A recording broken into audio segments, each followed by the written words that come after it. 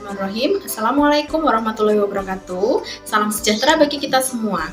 Bapak Ibu wali murid yang kami hormati dan kami banggakan, marilah kita panjatkan puji syukur kita kepada Tuhan Yang Maha Esa.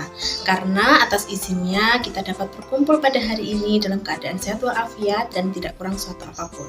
Kedua, sholawat serta salam marilah kita panjatkan kepada junjungan kita Nabi Agung Muhammad SAW yang akan kita nantikan syafaatnya di yaumul kiamah nanti. Bapak Ibu yang kami hormati, pada kesempatan kali ini kami akan menyampaikan apa itu paparan tentang COVID-19 dan bagaimana dampaknya dalam dunia pendidikan. Dampaknya dalam dunia pendidikan yang mana benar-benar membuat kita harus berpikir ekstra bagaimana menetapkan cara yang terbaik untuk mewujudkan pembelajaran online atau pembelajaran daring yang efektif di masa pandemi ini. Sebelumnya di sini saya akan menjelaskan apa itu COVID-19. COVID-19 adalah sebuah penyakit yang disebabkan karena adanya sebuah virus yang dinamakan virus Severe Acute Respiratory Syndrome, yang mana virus ini adalah menyerang pada sistem pernafasan manusia yang bisa menyebabkan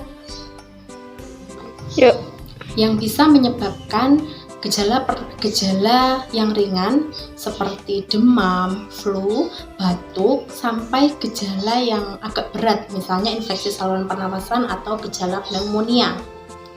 Penyebab seseorang bisa terkena atau terinfeksi atau bahkan terpapar virus COVID diantaranya adalah karena terserang virus itu tadi, kemudian karena adanya kontak dengan seseorang yang sudah terpapar COVID-19 melalui transmisi udara maupun melalui transmisi permukaan benda.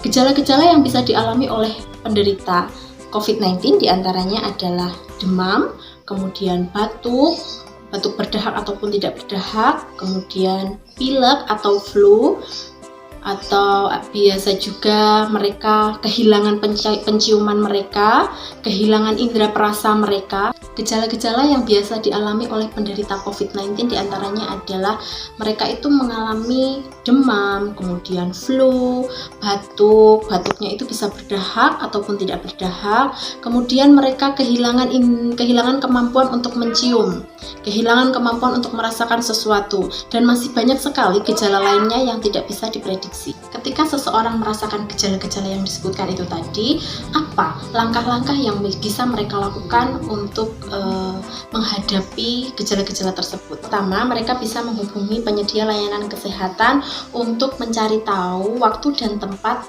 untuk bisa melakukan tes, baik swab PCR maupun rapid test. Kemudian, mereka bisa melakukan isolasi mandiri kurang lebih selama 14 hari, mengurangi kontak dengan orang sekitar. Yang ketiga, gunakanlah masker kesehatan atau masker medis untuk mengurangi resiko penularan virus. Rajin cuci tangan. Kemudian yang bisa mereka lakukan berikutnya adalah amati diri selama 14 hari isoman atau isolasi mandiri tersebut, apakah ada muncul gejala-gejala lain, misalkan gejala yang berbahaya. Contohnya di sini sesak nafas, kemudian sulit berbicara, sulit bergerak, ataupun gejala bahaya lainnya. Jika mungkin muncul gejala-gejala seperti itu, segera hubungi fasilitas penyedia layanan kesehatan yang terdekat. Dan yang paling terpenting adalah menumbuhkan positive thinking atau berpikir positif untuk dapat meningkatkan imunitas dalam diri Anda. Pencegahan yang dapat kita lakukan untuk mencegah penyebaran dan penularan virus ini adalah kita bisa mengikuti vaksinasi, yang mana akhir-akhir ini sangat digalakkan oleh pemerintah mengenai pentingnya vaksinasi COVID. Nah, kemudian berikutnya adalah kita mengikuti kegiatan atau mengikuti vaksinasi yang mana akhir-akhir ini benar-benar digalakkan oleh pemerintah untuk setiap warganya mengikuti vaksinasi tersebut. Kemudian kita harus mengikuti program 3M atau yang sekarang lebih dikenal dengan 5M, yaitu yang pertama adalah mencuci tangan, kemudian memakai masker, menjaga jarak, menghindari kerumunan, dan mengurangi mobilitas dan interaksi. Dengan adanya pandemi ini terjadi banyak sekali krisis kehidupan di segala bidang, diantaranya ada krisis di bidang kesehatan, krisis di bidang ekonomi, dan khususnya krisis di bidang pendidikan. Kita Khususnya masyarakat Indonesia, baik pendidik, kemudian siswa maupun orang tua menghadapi tantangan yang begitu luar biasa untuk bisa mewujudkan pembelajaran yang efektif di masa pandemi ini. Pertama kalinya, kita tidak diperbolehkan untuk belajar di sekolah dan diharuskan untuk belajar dari rumah atau belajar daring maupun online. Yang mana di sini juga memberikan pemahaman kepada kita bahwa pembelajaran tidak harus terjadi di sekolah. Pembelajaran bisa dilakukan dimanapun. Di sini pemerintah menekankan untuk pembelajaran online atau jarak jauh melalui HP, yang mana kita harus menggunakan internet dalam belajar. Adanya anjuran dari pemerintah untuk belajar dari rumah, orang tua pun juga akan paham dan mengerti bahwa sulitnya seorang guru untuk bisa membimbing anak dalam belajar di sekolah, yang mana orang tua sekarang dijadikan guru pengganti di rumah untuk membimbing dan mendampingi anak mereka ketika belajar. Tetapi untuk mewujudkan pembelajaran yang efektif di masa pandemi ini membutuhkan kolaborasi yang kuat dan kolaborasi yang seimbang antara pendidik, guru, dan siswa itu sendiri. Tanpa adanya kolaborasi yang baik dan seimbang antara pendidik, kemudian siswa dan orang tua, tidak akan mungkin terwujud pembelajaran yang efektif untuk masa pandemi ini. Nah, apa saja kesulitan yang dialami oleh guru maupun orang tua untuk menghadapi di masa pandemi ini?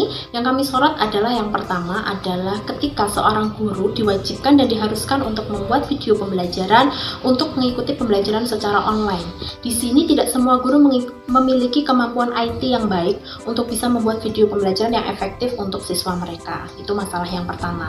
Kemudian masalah yang kedua adalah di mana tidak semua orang tua ataupun wali murid ataupun siswa itu sendiri memiliki HP Android yang bisa digunakan untuk mengikuti pembelajaran online. Masalah yang lainnya adalah ketika wilayah lingkungan sekolah ataupun lingkungan rumah dari siswa ataupun guru tidak semuanya memiliki koneksi atau jaringan internet yang bagus, yang mana itu bisa menghambat terwujudnya pembelajaran online yang efektif dalam kegiatan belajar mengajar. Namun demikian, di sini saya tekankan penguatan bagi Anda semua bahwa jangan sampai masa pandemi ini menghalangi kita untuk bisa belajar, untuk bisa mengikuti kegiatan belajar mengajar walaupun secara online ini. Mari kita bersama-sama berusaha mewujudkan pembelajaran yang efektif di masa pandemi ini. Sekian dari saya, jika ada kurang lebihnya, terima kasih dan mohon maaf. Wassalamualaikum warahmatullahi wabarakatuh.